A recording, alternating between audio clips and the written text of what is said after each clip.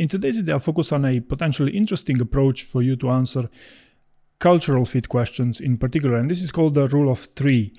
And if I have to define this, I believe Louis C. Lin's definition is the best. A communication principle that suggests responses bundled in threes are more effective and satisfying.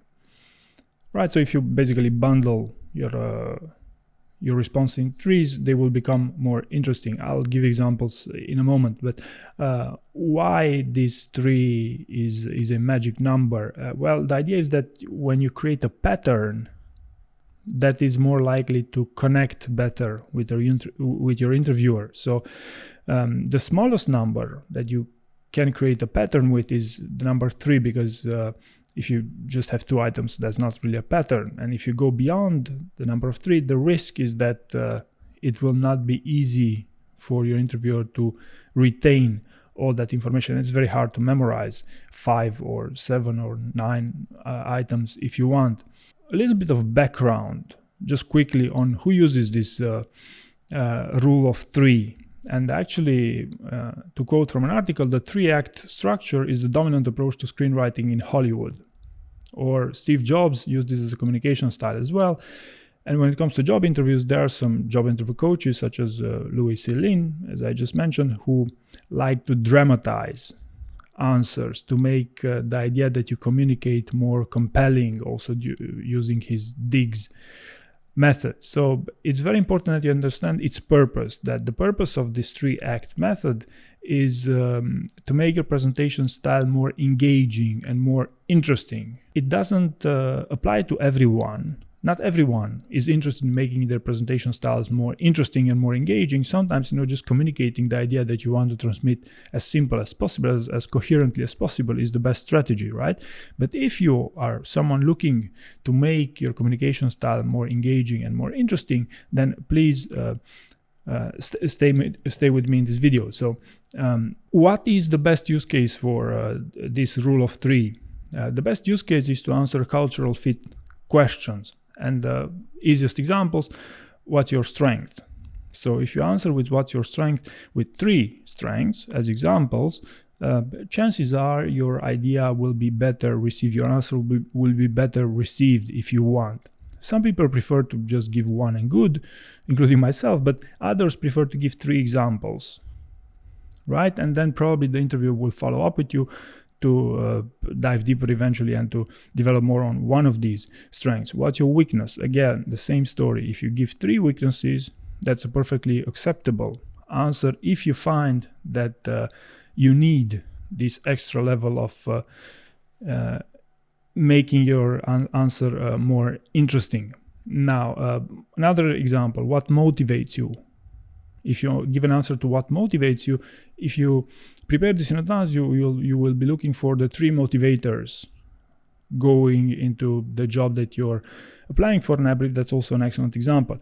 Now, a bad example, I believe that where this will not work, and actually was recommended by someone, was tell me about time when things didn't go well.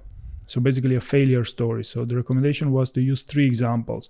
Now, if the recommendation would be, I have to prepare three failure stories for my upcoming job interview, yes, I bet that's excellent advice. And I continuously repeated that prepare more than one failure story, because that's how you get good at these things. But to name three failure stories as an answer to what's the time when you failed in a job interview, I believe that's not the best approach. And that's primarily because I believe that the main goal of such a question is to make your point and to focus on the learnings that you have from that question. It's not a general type of question, it's a very specific one that is for a specific instance where you failed, right? So I don't believe it will go very well. And if you'll notice, this time about the time when you failed is not actually a cultural fit type of question. It could be interpreted okay, but any question could be interpreted as a cultural fit type of question. Now, if I were to give another bad example, bad advice when it comes to the rules of three is when it comes to composing your stories, your answers if you want.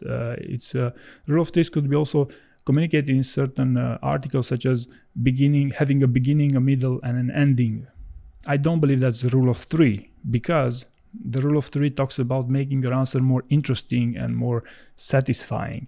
And you don't get a more satisfying answer if you have a beginning, middle, and ending. You had more structure, which in turn you go the templated way, right? So this would be the two scenarios: the failure, don't give three failures, and don't over-structure your answer because you think this is the rule of three, because it's not.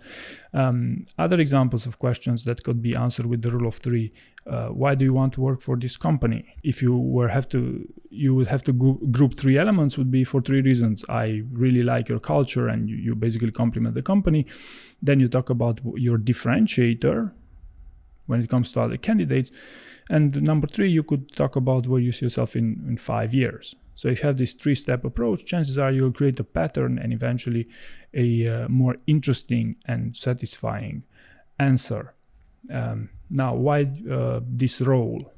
Why do you want to work as a PM, for instance? Again, same approach, because of three reasons. So if you prepare your three reasons why you want to apply for a PM role, or for whatever role for that matter, your answer might sound considerably better. I truly believe this, that it actually can definitely improve it.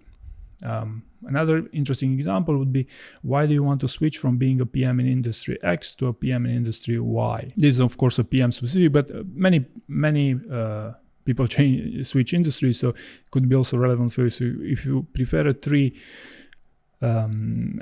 reasons approach here, and again, the key probably here is to prepare in advance, because if you go this in a job interview, probably it will not be easy for you to come up with those three reasons on the spot. But if you prepare it in advance, I believe this rule of three is also a rule that could very well benefit here. Another example could be, tell me about yourself. So tell me about yourself. Again, don't fall into the trap of having a beginning, middle, and ending, and this being the rule of three, because it's not. This is just about structure. But I believe the best application of the rule of three is to talk about, have that intro, but to talk about three highlights, if you want, from your career, and present them as, group them together in a rule of three, and they will be presented as more engaging. You could have an ending or an outro if you want, but I believe that's not mandatory for this, especially in this context of rule of three. Another question would be, what's your favorite project where you played a leadership role? This is from Louis Céline's book, and I let this one as an exercise for you if you want to try it out. And another interesting scenario, number 10 here, would be, how do you deal with ambiguity?